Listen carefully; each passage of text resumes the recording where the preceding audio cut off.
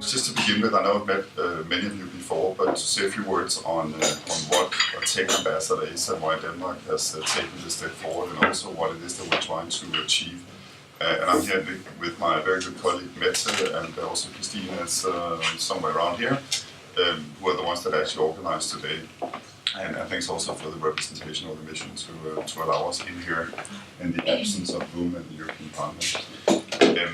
But I think to some extent my job is an indication of the transformation that we're seeing at the international level, where we believe that technology and digitalization is going to be one of the key defining parameters, not only for us individually, how we interact with each other, how we use devices on a daily basis, but in fact also how international politics, geopolitics, balance of powers is going to be shifting over the next couple of years.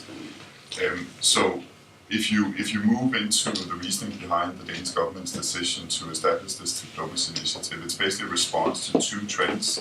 The first one is the role of technology in today's society, and perhaps even more so in the next decade because of the fast pace of developments that we're seeing all over the world. And the other reason is, and some of you are representing that part, the big technology companies, the size of the companies, the role that they're having, not only on our personal lives, but in fact also in helping to define policies and helping to basically perhaps in a good way connect people, but also in some ways threatening or putting challenges in front of us when it comes to our institutions, our governance structures, or perhaps even our democratic traditions. So interacting with the companies around the world is an important part of our mandate as well. We are a little bit disrupting at least the Danish Foreign Ministry because we have a global mandate, and that's something we don't normally have as ambassadors or as embassies. And the concrete outcome of that is that my team is distributed in 3 different places right now. The majority of the team is sitting in Palo Alto in Silicon Valley. We have 5 colleagues sitting in Copenhagen, so in Europe, and then we have a couple of colleagues sitting in Beijing in China as well. And we will, in not too many months, I think have a couple of colleagues sitting in Nairobi in Kenya as well. So it's also testing out or experimenting a little bit with how you can have almost a virtual diplomatic representation. That's a fantastic idea on paper. When it comes to practical meetings and gathering the team, it's not always as easy as it looked on paper. But I think it's the only way forward if you want to treat technology as sort of a transcending phenomenon that's going to impact everything that we do. So we decided to do that, and I think it's also important to mention from the outset, of course there's a lot of focus on the US companies, and I know some of you are here today, and when we speak to media and even our own decision makers back home, the US companies of course occupies quite a lot of the territory, but it is incredibly important for me to say that this is truly a global initiative, that we're dealing as much with European companies, with Asian companies, as we are with the US companies. So it's not only about Silicon Valley, although with New York Times articles and Bloomberg articles, that's on top of the agenda these days. What do you do as a tech ambassador? That's a question I get quite a lot. I was our bilateral ambassador to Indonesia before, and nobody ever asked me that question. What do you do, and why do we need an embassy to Indonesia? And I get that question, if not on a daily basis, then at least on a weekly basis. And I would say that it is different, also compared to, I'm a career diplomat, so I don't have any sort of historic reasons for being in this job, other than I think it's incredibly important. But compared to the jobs that I've had before, it is different in the sense that I haven't handed over credentials to Zuckerberg or to Elon Musk or anybody else. And we are dealing primarily with companies, but certainly also with a lot of other countries, international organizations around the world. The focus of the target audience is a little bit different, but the nature of our job is very old school. It is about connecting with, in this case, the epicenters of transformation. In the old days, you used to put diplomats into war zones because that's where change would be coming from.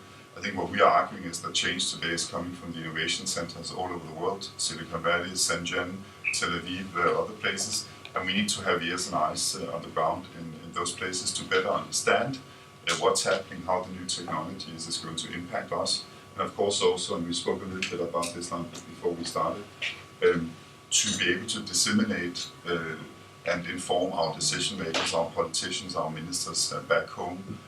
How do we relate, how do we react to those new changes? What are the opportunities, but also what are the challenges from a Danish point of view? So that is, I think, diplomacy in its purest form, making sure that we are better informed back home on what is cooking on the international scene. The other dimension of our work is actually also quite classical. There's a slight twist to it, but that is of course to represent Denmark in the broadest sense vis-a-vis the technology companies or vis-a-vis other countries, but with a focus on technology and digitalization. So what that means in practice is that we get instructions from our Ministry of Justice, we get instructions from our Ministry of Business or our Ministry of Transportation to take forward views on behalf of Danish authorities vis-a-vis the technology industry around the world. And what are those topics? Well, some of them are what I would say is sort of fundamental issues for a country like Denmark or for a European country. It's about how we avoid the platforms being used to promote radicalization or terrorism. It's of course about the data breaches we've seen over the last couple of months, how the company is handling this, what are the main points from a Danish point of view. It's also sensitive topics like digital taxation. What are the views of the technology companies? Not only vis-a-vis the European Commission's two proposals. How do we handle some of these big questions? But it's also an offer, and I really want to emphasize that also to the tech companies that are present today. It's an offer to the companies of being able to transmit through us views on the Danish situation. It can be on our data regulations. It could also be on the European level. What works with GDPR, what doesn't work. If we need to look at adjustments, what would be the important points in order for us to get it right. So it's not a one-way street, and this is not a tech pessimistic initiative. In fact, I think, I don't want to talk too much about Denmark, but I think we have a couple of things going for us, one being quite a digital country. The other thing is that we have a population that in general is optimistic about the future. And it's not because of the weather. I can tell you, living in California, it's tough to be back. But it's also about globalization, it's about the role of the technology platforms. So in many ways, I think the tech industry will find no better friends than Denmark on an overall level. Christina and Mette will be able to confirm this, that our views and our policies, including in European discussions, has always been light on regulation. It's always been pro-sharing economy, it's been pro-platforms. So we're not out there to hurt or damage the commercial opportunities of platforms, on the contrary. But what we are there to do is to raise the stakes and to say we need responsibility in the leadership of the big technology companies. When you see scandals on a global scale, these are not only scandals from a commercial point of view, these are also aspects that are affecting the very foundations of our societies, the key aspects of a society like Denmark, or I would even say on a European level. And to fast forward to the conclusion, which is the core of this initiative, it is in fact to have a dialogue like we're going to have today, because we believe firmly that the industry needs to come closer to governments. Also because governments don't fully understand the new technologies. We rarely get it right when we try and regulate or try and define our policies on new technologies. But you cannot sit in the corner with your arms crossed and say, too bad governments are not able to get this right. We need the industry to take part of the responsibility to be inside the room and to make sure that we find ways forward that is in sync with commercial interests, but certainly also in sync with the policies of our countries. So when I look at there was an article in the primary media of San Francisco, Wired magazine, and the headline annoyed me quite a lot because it said, I'm out to make nice with the tech industry, and that's partly enormously incorrect, because this is not about putting companies before countries. I'll be very honest with you in this regard. but it's about, to some extent, defending the role of countries or national authorities vis-a-vis companies, so that we understand that we need the companies inside the room, but we also believe that companies need governments inside the room. And I think a couple of the big stories that we're seeing these days sort of shows that it takes two to tango, and perhaps we need each other to define policies and regulatory aspects as we move ahead. So that's what a tech ambassador is doing. Has it been easy in the first 14 months? No, it has not. Some of you here today have not opened your headquarters with great enthusiasm, and I understand some of the skepticism and perhaps the reluctance, and also the curiosity of better understanding what this initiative is about. The good thing is that I think there is real momentum behind this for a variety of motives, that there is an understanding that we do need to work closer together. We need to do that in Brussels, but we also need to do that at the headquarters level, and that is of course one of the reasons I'm posted to Silicon Valley and I'm not working out of Copenhagen back home. So now everything is crystal clear on what a tech ambassador is doing. I thought actually I would, perhaps before wrapping up and opening up for dialogue, say a couple of words on where I see the threats or the risks in the next decade. Again, having lived the Californian dream in Silicon Valley, but also having visited China and a number of other innovation hubs in the last couple of months.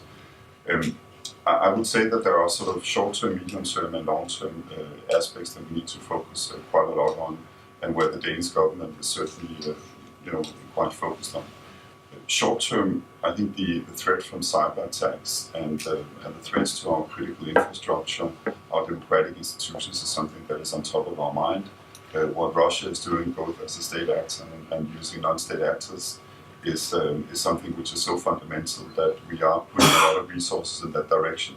We are also asking the industries to work together with us and other European partners to make sure we don't see meddling with elections, whether it's for the European Parliament or whether it's national elections coming up.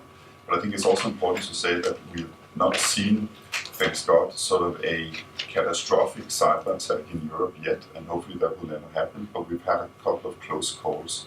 And I think from a domestic point of view, we had our wake-up call last year, towards the end of June, when the NotPetya attack hit one of our big corporations in a very fundamental way.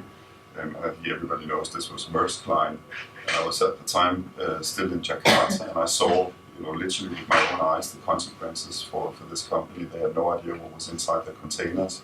We had to get special permissions for them to unload in the harbors. But I think the point is that it's not unthinkable, it's not unlikely that we could have seen much more critical consequences also on our hospital systems, potentially with collateral damages. So I think that short term is going to be a challenge that we need to solve.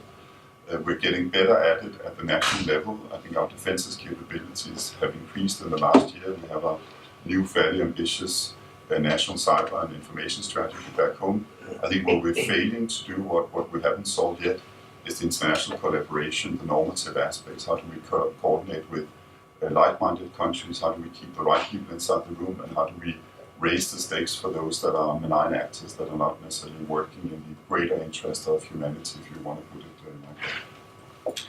And I think medium term, and this is perhaps something I'd love to get your views on, my sense is that we need to help each other to fix the leadership around technology. And what I mean by that is I think there is a necessity to hit the control at the lead button in some of the C-suite leaderships in some of the big technology companies. And again, I'm not talking only about the American companies here, but I do think we need to sort of have a better understanding of the societal responsibility if you are a very, very large company with enormous influence over us on an individual basis, but also over our structures and our institutions. I think that's something where we have to work together and help each other get that right. And I would probably think that we haven't seen the last of sort of the big issues, the scandals, if you like.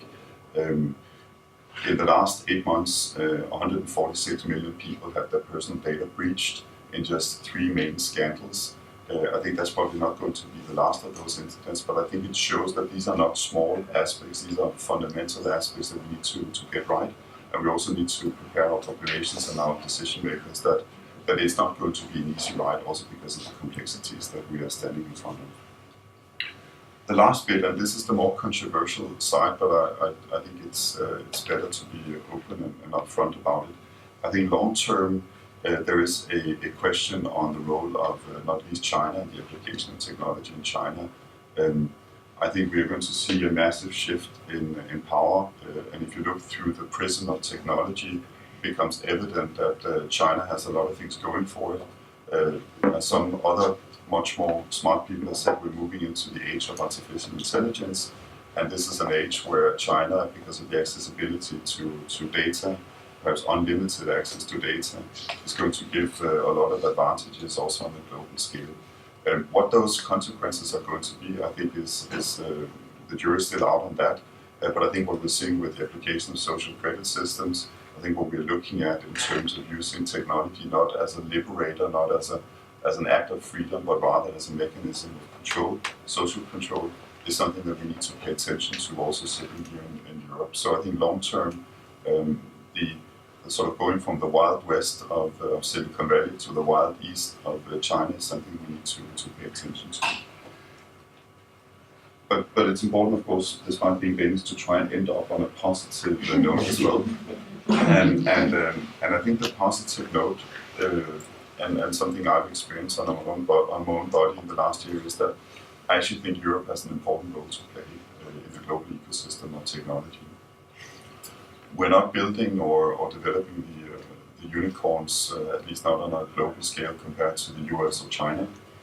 And I think if you look at the investments in artificial intelligence, Europe is trading not only a little bit behind, but far, far, far behind. But I think what we do have going for us is sort of a human-centered approach to technology, which is going to be increasingly important, also because of the aspects that I mentioned before. GDPR, if I received $1 each time I've been complained to about GDPR, I would have been a very wealthy man. I would have been a venture capitalist, I think myself on Sandy Road.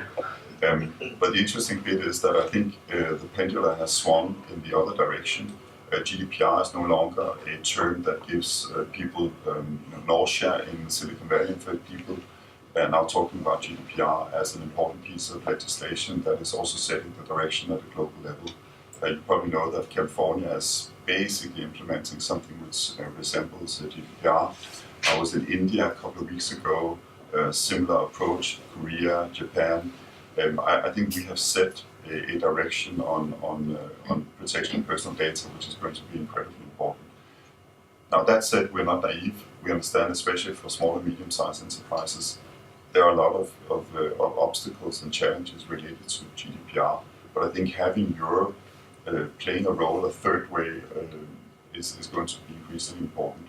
What we discussed yesterday also at the ESPES, and I had the pleasure to meet some of Lambert's colleagues also in the European Parliament, is of course whether we need to formulate a more clear vision or more clear strategy for Europe on new technology. I believe that firmly, and I think that should be one of the main priorities of the new Commission, perhaps even the new Parliament coming in. What I would like to leave our own decision makers with back home in Denmark is a sense of urgency that I think the train might not have left the station completely, but it's certainly reaching the end of it. We need to jump on board. We need to invest much more in technology. We need to invest much more in innovation, and then we need to, I think, defend the values and the approach to societies that we've thought about for centuries. And I think that's actually going to be incredibly important, an important voice that is also going to be heard, no matter whether you're sitting in Mountain View or whether you're sitting in Shenzhen in China. So I think I would end here and then open up for questions or comments, and especially also views on how you see Europe and the role of technology. I think that's going to be helpful. That's it.